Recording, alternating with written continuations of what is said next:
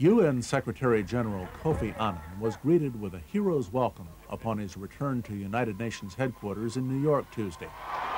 Mr. Annan briefed the Security Council on the deal he had made with Iraqi leader Saddam Hussein. The agreement gives UN weapons inspectors full access to all suspected weapons sites. After the briefing, Mr. Annan said the threat of force, in the form of a U.S. military buildup, had actually helped his diplomatic efforts. You can do a lot with diplomacy, but a diplomacy backed up by force, you can get a lot more done. In Washington, U.S. President Bill Clinton echoed that sentiment. Once again, we have seen that diplomacy backed by resolve and strength can have positive results for humanity. Mr. Clinton said if it is fully implemented, the agreement will be an important step forward because it would be the first time all of Iraq would be open to the UN inspectors, known as UNSCOM. But the president also said the U.S. remains committed to seeing that Saddam Hussein does not menace the world with weapons of mass destruction. Secretary of State Madeleine Albright told a U.S. Senate committee Allied forces will remain in the Gulf region and be ready to act if Saddam Hussein does not keep his word. If Iraq interferes with the inspections or tries to undermine UNSCOM's efforts in any way, we will act firmly and forcefully and without delay. We will not allow Saddam Hussein to take us from crisis to crisis. If that happens, Ms. Albright predicted much greater international support for military action, since diplomacy has been given a chance.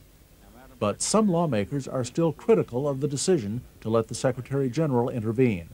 Republican Senator Jesse Helms. And we're in the disgraceful position of either going along with whatever deal Mr. Annan brought home or being regarded as the bad guys who rejected peace and insisted on war. In Baghdad Tuesday, UN arms inspectors set off for another day of work as hundreds of Iraqis took to the streets to express relief that a military strike appears to have been averted. Saddam Hussein declared February 23rd, the day the deal was signed, a national holiday. And the United Nations announced that 60 humanitarian workers who were sent out of Iraq as the threat of an attack grew will return to Baghdad Thursday.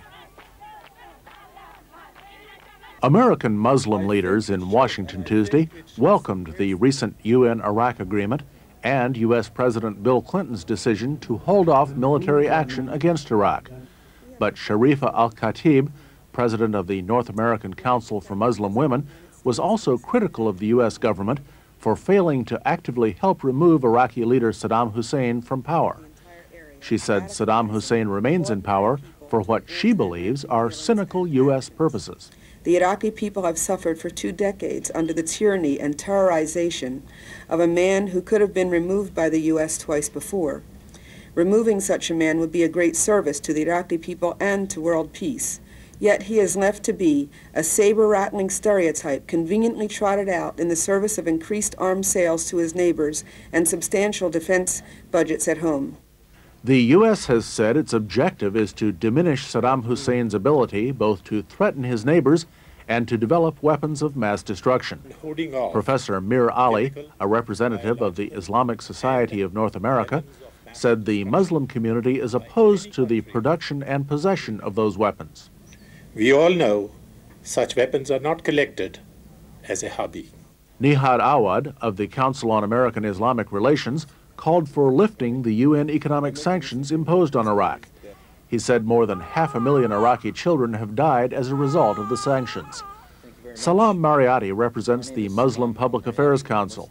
His family comes from Baghdad and has fled persecution in Iraq. He said the agreement brokered by UN Secretary General Kofi Annan has resolved the current standoff, but the crisis is not over.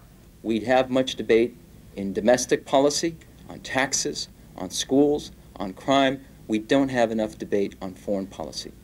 Muslim leaders expressed the hope that the agreement would move the world closer to true stability and peace.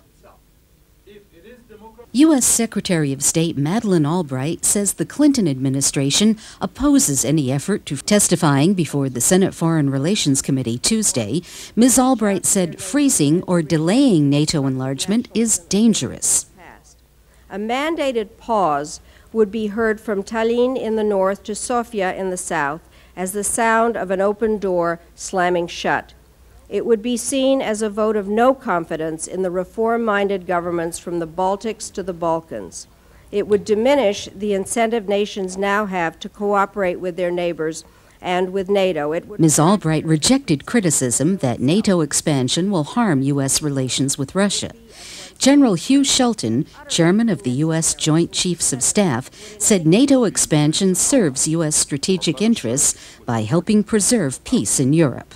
Too often in this century we've been called upon to intervene in major conflicts on the European continent at great price to our nation in blood and in treasure.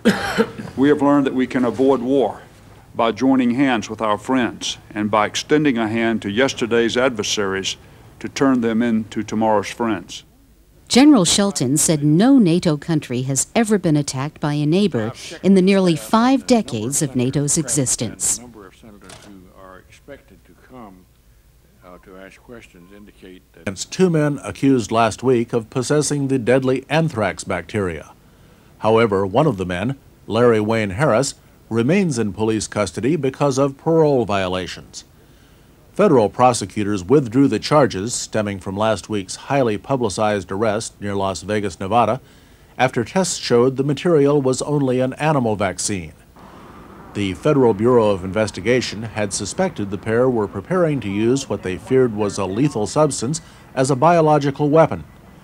Instead, the FBI now says the men were planning to use the serum to test an unorthodox disease-killing machine. Law enforcement officials say although the charges were dropped, an investigation will continue into the 2 men's activities.